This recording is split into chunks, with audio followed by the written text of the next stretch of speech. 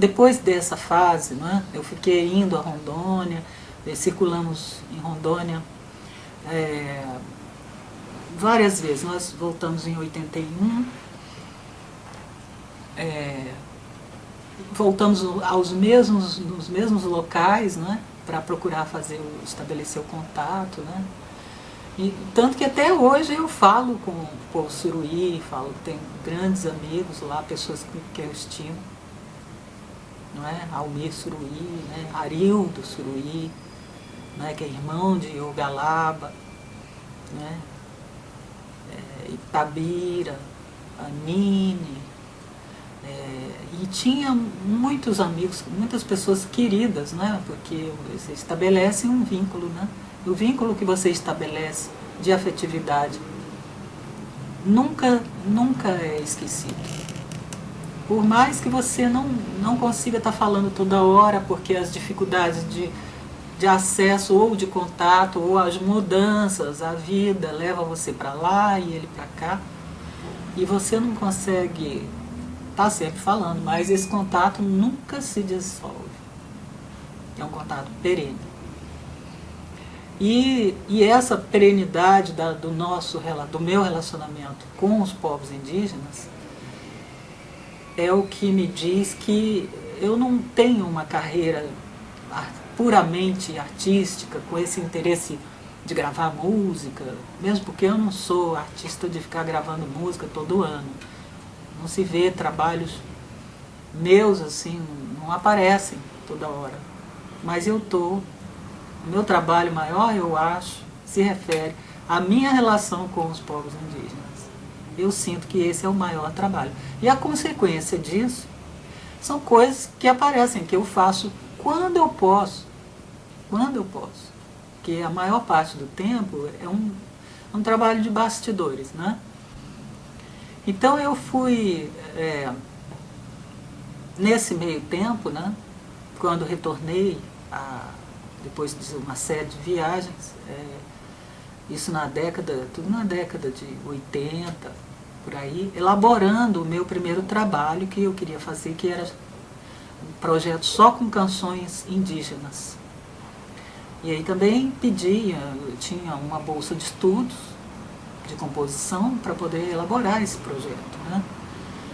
E passei em torno de uns 5 anos, e mais uns 2 anos em que eu trabalhava com o coral da USP, o Beijo, né, para a gente ensaiar. Eu acredito que em épocas esparsas assim, a gente ocupou uns 2 anos entre a época que a gente começou a conversar, o Tiago Pinheiro, que era regente do coro, né, e entre a composição, a organização da peça que eu queria e o resultado final foram uns 7 anos, 8. Então, não é fácil você propor uma ideia que naquele momento, era no começo da década de 90, né? E isso foi elaborado na década de 80. Né? Então nossa situação era muito diferente de hoje em dia. Né? Então era uma utopia que eu pretendia em termos de música brasileira, porque todo mundo dizia que eu deveria cantar música popular, porque como é que você vai fazer? Vai cantar esse tipo de música, porque isso não existe mercado, você vai ficar sem trabalho. Bom, sem trabalho eu fiquei, mas eu assumi o que eu estava fazendo, eu fui em frente, e aí reunindo um grupo de artistas, de pessoas que tinham objetivos culturais assim, muito elevados, né, como as pessoas que estão lá naquele CD. Dentre eles, na época não era, né, mas era muito, uma pessoa que eu conheço e tenho uma elevada estima, né, que é o Gilberto Gil. Ele faz parte do projeto. Ele abraçou a ideia, né, de fazer uma pequena participação, né, mesmo porque, né, é um projeto que,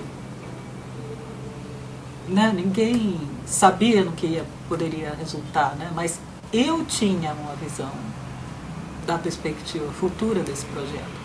porque eu tinha perspectiva de outras situações que eram importantes. Que era importante reforçar a cultura indígena, dar visibilidade para os povos indígenas.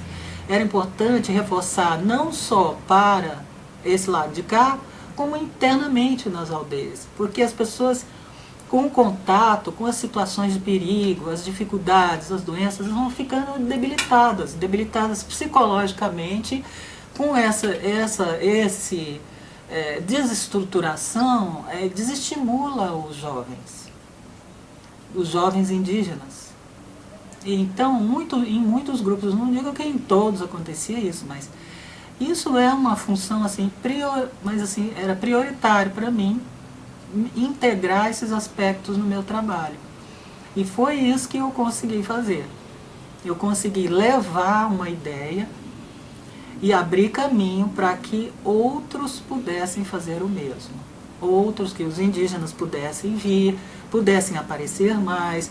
Quer dizer, abrir uma porta, consciente de que estava abrindo essa porta e sabendo que isso poderia ter um reflexo positivo para os povos indígenas em geral. Porque iriam ser focalizados, seriam entrevistados, teriam... não estou falando de autoestima, porque os povos indígenas têm autoestima quando não estão doentes, nem massacrados, nem nada, a autoestima deles é imbatível. Mas era uma função que o meu trabalho teve, tem e terá, que é de reforçar essas características. Porque eu acho que se nós nos esquecermos do que nós somos, nós vamos nos desintegrar como povo.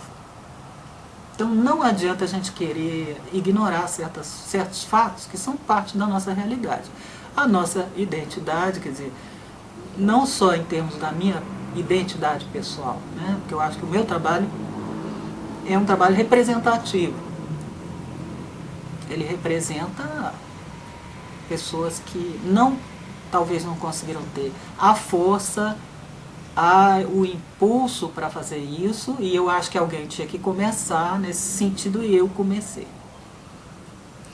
Não estou falando assim de coisas de episódicas, né, na música brasileira, porque você vê na música erudita, em outras áreas, né, da música, você via a ideia do índio ser visto como um folclore. A música do índio, antes do meu trabalho, era folclore.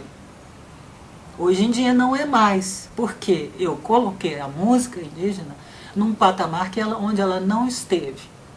Nem como a referência, porque eu não tratei a música indígena no meu trabalho como referência, eu a tratei como música. Uma música dentro da nossa existência, dentro do nosso acervo cultural, né? E não como uma manifestação folclórica que escapa disso aí, né? Mas como algo que a gente tem que observar, escutar e tentar abraçar essa ideia, né? Tentar fazer ela parte do nosso cotidiano. Quer dizer, acho que para quem está ao redor, né, dessa perspectiva de músicas no Brasil, que nós temos, os compositores emergentes, as pessoas que dominam linguagens, que dominam o mercado, que estão aí, que têm um espaço cultural, que têm uma importância, eu sei que eu dei uma grande contribuição.